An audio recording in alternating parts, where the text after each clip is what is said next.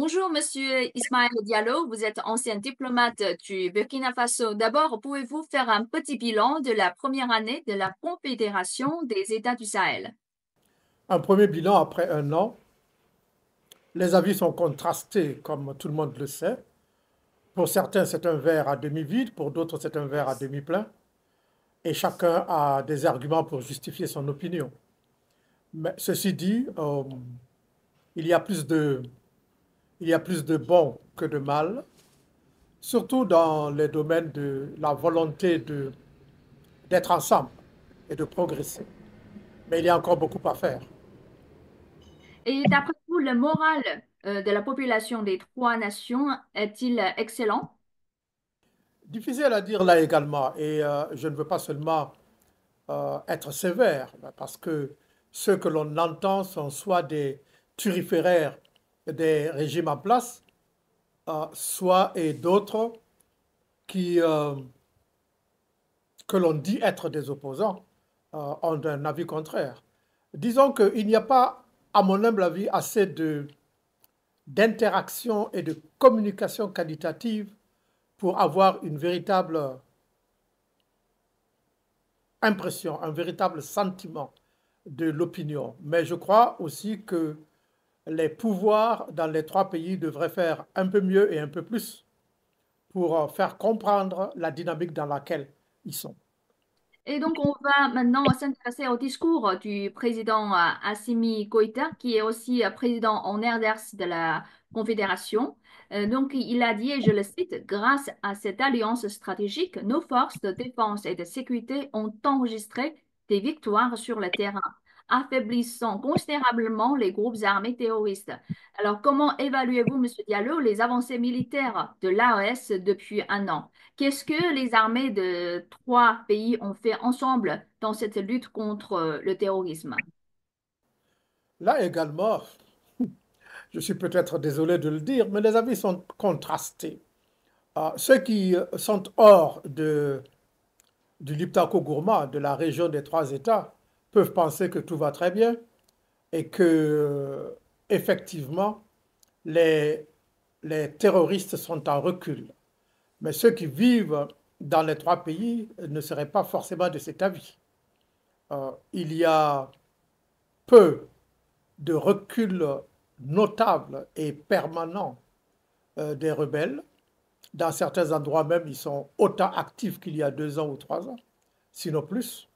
Alors là, c'est difficile à dire. Le président du Mali et président en exercice de la Confédération a raison de dire qu'il y a comme une sorte de montée en puissance des trois armées et qu'il y a par endroit un recul des terroristes, mais euh, ce recul n'est pas vraiment extraordinaire. Je suis le premier désolé de le dire. J'aurais aimé confirmer de manière sans équivoque que les terroristes sont en recul. D'ailleurs, le président du Mali a été contredit 48 heures après son discours par l'attaque de Bamako. Et venir attaquer Bamako, c'est la quatrième fois depuis 2015. La première fois en 2015, donc contre l'hôtel Radisson Blu. En 2016, donc quelques mois après, contre l'hôtel Nord-Sud. Et en 2022, contre pas moins que le camp militaire de Kati, qui est très connu et renommé au Mali. Alors c'est la quatrième fois et en plein cœur de Bamako et avec beaucoup de dégâts. Pensez-vous pas que les groupes terroristes ont choisi le premier anniversaire pour lancer des attaques, disons pour déstabiliser un peu l'alliance? Vous ne le trouvez pas? C'est possible et je ne serais pas surpris que ce soit vrai. Depuis, depuis 7-8 ans, je m'évertue à dire que les terroristes ne devraient plus avoir l'initiative des attaques. Que les armées aient été surprises au début des attaques, oui, c'est possible. Mais qu'elles le soient encore aujourd'hui, des années après, c'est inadmissible. Il y a un grand, grand défaut et il y a une sorte de déficit grave dans le renseignement, dans the intelligence gathering. En fait, au début de la création de l'Alliance, c'est pour lutter ensemble contre le terrorisme. Et je crois que dans la déclaration de l'Ipta-Kuruma, les trois nations ont eu l'intention d'échanger des informations de l'Alliance pour avoir une meilleure coordination dans cette lutte. Parce que les frontières sont faiblement contrôlées par les trois pays. Donc, les terroristes peuvent circuler librement dans les trois nations, même en dehors de ces trois nations, n'est-ce pas? Ce que vous dites confirme ce que je suis en train de dire, en ce sens que les terroristes ne semblent pas être vraiment euh, dos au mur. Ils attaquent où ils veulent, quand ils veulent, apparemment, manifestement, et se retirent également assez librement. Et les comptes rendus des attaques des terroristes par la voie officielle manquent de crédibilité. Il faut le dire de manière assez simple, assez limpide, assez transparente, assez honnête. Dire par exemple il y a eu une attaque avortée alors que, et qu'il y a eu ratissage, alors qu'il y a eu beaucoup de morts et que ces gens manifestement à Bamako en tout cas ont eu le temps de faire ce qu'ils avaient à faire et librement. Quand vous regardez les vidéos apparemment produites par les terroristes eux-mêmes, il y en avait qui étaient à l'aéroport et qui marchaient, qui se promenaient, qui n'étaient vraiment inquiétés par rien du tout. Et c'est également la même chose qui s'est passé chez nous au Burkina il n'y a pas très longtemps. Alors, il y a un grave problème de déficit de qualité du renseignement et de proactivité des forces de défense et de sécurité. Il y a un très grand manquement. Je terminerai par dire que la Confédération et l'adhésion des populations commencent par l'ouverture des voies de communication entre ces trois pays.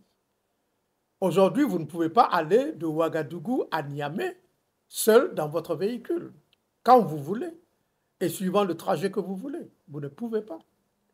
Alors que tout doit commencer par là. Il y a trois domaines urgents. C'est la sécurité d'abord et avant tout. Et c'est pour cela que ces régimes sont venus au pouvoir. La deuxième chose, c'est la diplomatie, l'ouverture et l'acceptation de l'extérieur et la collaboration de ceux qui veulent bien être des partenaires honnêtes et transparents. Et le développement, tout ce qui comporte le développement. Et là également, il y a beaucoup à dire. En fait, vous avez dit ce que le président Koïta a dit dans son discours du premier anniversaire. En fait, il a dit, je le cite, avec la Confédération, nous avons pris la décision stratégique d'élargir notre coopération à deux piliers ensemble, la diplomatie et le développement. Et donc, d'après vous, ancien diplomate, à quoi ressemblera-t-elle la diplomatie de l'AES? Est-ce que ça veut dire trois pays, un ministère des Affaires étrangères, ou bien trois pays, trois ministères des Affaires étrangères, mais on prononce une seule voix? Je suis tenté de dire que les personnes, pas seulement en Afrique, de moins de 50 ans, sont en train de réinventer la roue. Quand on parle d'intégration, par exemple, de l'AES, de l'Alliance des États du Sahel, cette confédération n'est pas encore arrivée à ce que le Conseil de l'Entente en Afrique de l'Ouest avait commencé. Je vous donne deux exemples. Le Conseil de l'Entente, au début des années 60, composé de la Côte d'Ivoire, de la Haute-Volta, du Dahomey et du Niger, avait décidé de deux évolutions marquantes, notables. La première, c'était avoir un ambassadeur pour les quatre pays. Exemple, un ambassadeur a été nommé par le président Houphouët-Boigny de Côte d'Ivoire en Israël. Cet ambassadeur, après avoir pris les lettres de créance à Abidjan, est venu à Ouagadougou prendre ses lettres de créance auprès du président Maurice Yameogo, est allé à Niamey prendre ses lettres de créance des mains du président Djori Amani et a terminé par Cotonou, où il a pris les lettres de créance du président Hubert Maga. Il s'est rendu en Israël et il a présenté les quatre lettres de créance en tant qu'ambassadeur des quatre pays. et les 4 drapeaux étaient hissés lors de la cérémonie. Voilà ce qu'on appelle une intégration. Le cas, par exemple, de l'Union européenne. Il y a un représentant de l'Union européenne dans plusieurs pays, mais cela n'empêche pas la présence des ambassadeurs des pays membres de l'Union européenne. Alors c'est différent. L'option de l'Union européenne n'est pas une option aussi aboutie que celle du Conseil de l'Entente. Mais c'est vrai que le représentant de l'Union européenne a des tâches spécifiques, plus dans le domaine social et économique que dans le domaine diplomatique. C'est un exemple. D'ailleurs, cette expérience également du Conseil de l'Entente concernant l'ambassadeur commun n'a pas prospéré pour différentes raisons. L'autre exemple que je vous donnerai, c'est la double nationalité. Le Conseil de l'Entente avait décidé de la double nationalité entre les ressortissants des 4 pays. Des 4 pays. Ce qui voulait dire qu'un Voltaïque, plus tard burkinabé, un Dahoméen, plus tard béninois, pouvait se rendre dans l'un des 3 pays et s'installer, travailler, être même fonctionnaire, c'est-à-dire avoir les mêmes droits et devoirs que les nationaux de ce pays. Ça également, la confédération de l'AES n'y est pas encore et paraît très loin. Alors, et surtout, il faudrait que les dirigeants d'aujourd'hui dans ces 3 pays comprennent peut-être que le temps ne joue pas en leur faveur. Il faudrait qu'ils aillent vite, parce qu'il faut qu'ils aient très rapidement l'adhésion de l'écrasante majorité de la population. Ce n'est pas seulement ce qu'on appelle ceux qui écrivent ou s'expriment dans les réseaux sociaux. Ceux-là, vous savez, ou qui sont, comme on dit, dans certains lieux publics. Vous savez, ceux-là sont les plus bruyants, mais ils sont également les premiers à s'évaporer dès qu'il y a une attaque massive. Alors, il faudrait, oui, y aller du côté diplomatique, mais il faudrait également engager le plus rapidement possible, je m'excuse d'être long, dans des domaines sociaux et économiques. Exemple, les ministres de la Santé devraient se réunir, voir quel est le pays parmi les 3 qui est le plus avancé en matière de cancer, des différents cancers, de l'utérus, du sein, de la prostate, etc. Et dire, très bien, nous allons dorénavant diriger tous nos efforts vers ce pays et vers ce centre contre les cancers. Et ça va être notre hub concernant la lutte contre les cancers. Autre chose, ça peut être dire à tous les opérateurs économiques qui s'occupent de certains produits vivriers essentiels, comme le petit mil, comme le maïs, quel est le pays qui produit le mieux? Comment pouvons-nous rassembler tout ce que nous produisons? Quelles sont les zones déficitaires où nous allons envoyer ce petit mil à des prix subventionnés pour que les populations sentent que nous travaillons pour eux? Faire un passeport biométrique, c'est très bon, mais combien % de Burkinabés, de Maliens, de Nigériens vont utiliser ce passeport biométrique?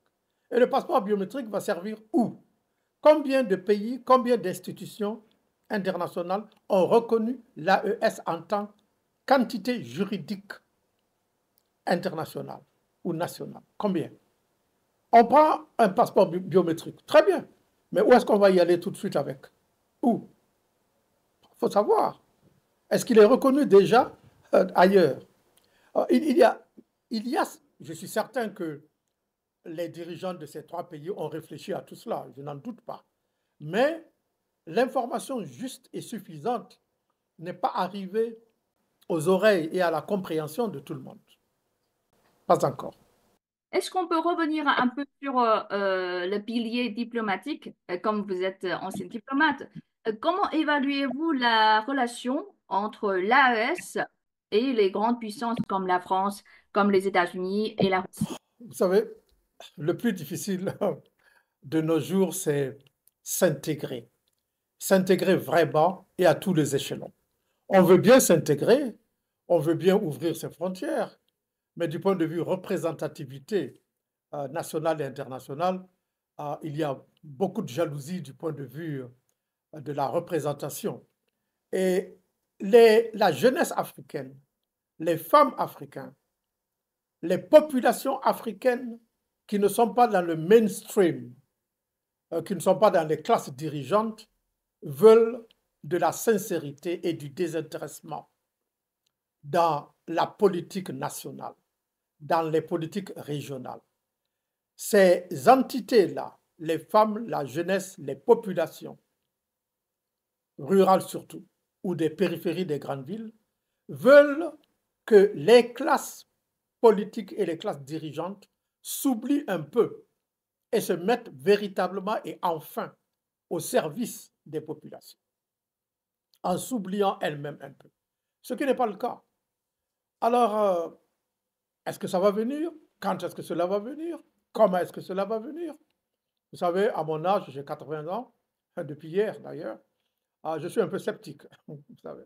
Et c'est dommage parce que le temps, encore une fois, n'est pas avec nous. Il faut aller très vite. Il faut aller sincèrement vers l'union et vers l'unité et vers la fusion de tout ce que nous pouvons mettre en commun, plutôt que de croire qu'on a 30 ans, 50 ans pour le faire. On n'a pas le temps pour le faire. Et d'après vous, la sortie des trois pays de la CEDEAO, il me semble que c'est un processus irrévocable. Mais comment gérer les relations avec d'autres pays membres qui restent encore dans la communauté CEDEAO? Là également, je crois que, euh, disons un peu que l'AES est advenue en réaction aux errements, aux dérives des chefs d'État de la CEDEAO. Oui, ces chefs d'État se réfugient derrière les textes adoptés par tout le monde, et même par les trois pays concernés, Mali, Burkina, Niger, oui. Mais en même temps, il y a le temps qui change, il y a une évolution du temps et il faut comprendre que la CEDEAO aujourd'hui n'est plus dans son esprit et dans son essence. Il faut l'accepter, tout comme les Nations Unies, tout comme l'Union africaine, qui ont besoin d'être, je ne dirais pas réformés, parce que réformer me fait penser à changer de forme, alors qu'il s'agit de changer de fond. Donc, ces institutions feraient bien de se repenser si elles ne veulent pas si elles ne veulent pas imploser. Et ce qui risque d'arriver à l'Union africaine, ce qui risque d'arriver à l'ONU. Ça paraît fou ce que je dis, mais attendons de voir. Alors, il faudrait que la, l'AES prenne les devants pour repenser ses relations avec la CEDEAO. J'ai été d'avis lors d'une interview précédente avec vous, je crois, qu'il n'était pas nécessaire pour l'AES de quitter la CEDEAO. Mais c'est fait, c'est fait. Est-ce que c'est irréversible? Peut-être bien. En tout cas, tant que la CEDEAO ne se sera pas repensée, il sera hors de question que l'AES retourne à la CEDEAO.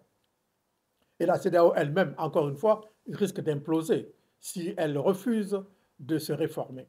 Réformer dans le sens de revoir totalement euh, l'esprit et le fonctionnement.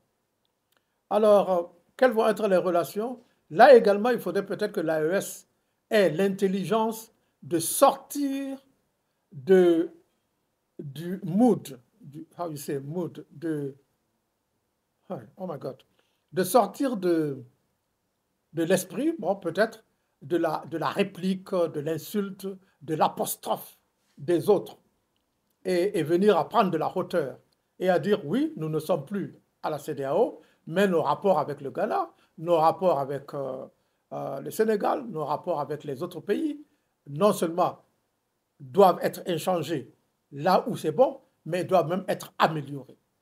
Mais il ne faut pas laisser les clivages se sédimentiser, se renforcer et s'aggraver. Cela ne nous amène nulle part, ce n'est pas bon. Déjà qu'entre les trois pays, on ne circule pas librement, s'il faut encore aggraver les rapports avec les autres pays, qu'est-ce qu'on aura gagné? En ce qui concerne l'autre pilier cité dans le discours du président Koïta, c'est le développement. Et tout à l'heure, vous avez déjà proposé enfin, de travailler ensemble sur le domaine de la santé publique, par exemple. Commence par les préoccupations de la population, préoccupations quotidiennes. D'après vous, quelles sont les mesures concrètes que les trois pays ont commencé à travailler ensemble dans ce grand chantier? Parce que les coups d'État, enfin, la Confédération, tout cela, c'est pour apporter un meilleur avenir à la population des trois nations. C'est pour ça que la population les soutiennent, n'est-ce pas? Exactement. Et vous savez, beaucoup de pouvoirs à travers le monde oublient très rapidement quelles sont ses priorités. Les dirigeants, la classe dirigeante qui voyage aujourd'hui entre les trois pays et, et à partir des trois pays dans les autres pays, voyagent en avion. Donc, ils n'ont pas peut-être la connaissance, ou en tout cas, ils ne mesurent pas les tracas que les populations moyennes, normales, ont dans les trajets terrestres. Ils doivent s'occuper de cela. Ils doivent s'assurer qu'entre les trois pays, les populations peuvent se déplacer librement et sans tracas quand ils sont dans des points de sécurité avec la police, la douane, la gendarmerie, les eaux et forêts, etc., etc. Ça, c'est extrêmement important. Mais nous n'avons jamais su le faire, ni au niveau du Liptako Gourma, ni au niveau de l'UEMOA, ni au niveau de la CEDEAO. Nous n'avons jamais pu et su sécuriser les voyages terrestres et fluviaux et nous n'avons jamais su combattre efficacement les arnaques, les tracasseries que les forces de sécurité font aux populations en voyage. C'est là qu'il faut commencer.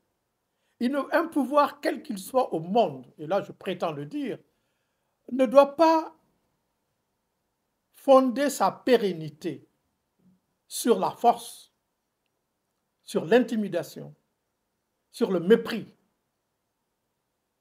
de l'homme faible ou des populations.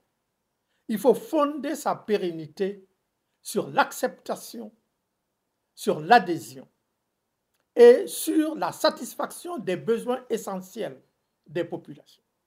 C'est là qu'il faut faire. D'abord, pour durer, oui, mais également pour la mémoire, pour l'histoire. Alors, il faut que les trois pouvoirs dans les trois capitales, sans attendre, mettent l'accent sur les sujets, sur les thèmes, sur les domaines qui ont un impact direct sur les populations, comme la santé, comme la justice, comme les transports, comme le commerce, etc. Il y a beaucoup à faire, sinon tout à faire, et rapidement. Ce ne sont pas les ministres des Affaires étrangères qui doivent être les plus importants dans nos pays. Ce sont les ministres de la santé, de la justice, de l'environnement, de l'éducation, etc. D'accord. Et dernière question concernant la Chine. Comment trouvez-vous la place de la Chine dans l'Afrique, dans la coopération sino-africaine? D'ailleurs, en fait, le Burkina Faso a réétabli les relations diplomatiques avec la Chine il y a 6 ans, il me semble, hein. Quelle est votre analyse sur ce changement de position de votre pays? Et trouvez-vous que c'est une bonne décision? Oui, absolument, ça va dans le sens de l'histoire et ça va, et qu'on le veuille ou non, la Chine de Beijing euh, dit que Taïwan fait partie de la Chine. Alors donc, avoir des relations diplomatiques avec les deux n'a aucun sens. D'ailleurs, c'est impossible. Il faut comprendre simplement que ce n'est pas Taïwan qui va s'imposer à Beijing. Ok, ok, je vous remercie, Monsieur Diallo, pour cette conversation très enrichissante sur le premier anniversaire de la Confédération de l'AES. De toute façon, je crois que vous, comme la plupart des populations des trois nations, vous souhaitez une bonne continuation de cette confédération parce que c'est votre pays, c'est votre région. Oh, moi, je souhaite plus, pas une confédération, je pense une union, tout simplement, avec une capitale politique, avec un gouvernement, avec un ambassadeur dans les autres pays. Ok, Voilà. merci, merci, Monsieur Diallo. C'est tout pour Je vous en prie. cette interview. Merci. Merci.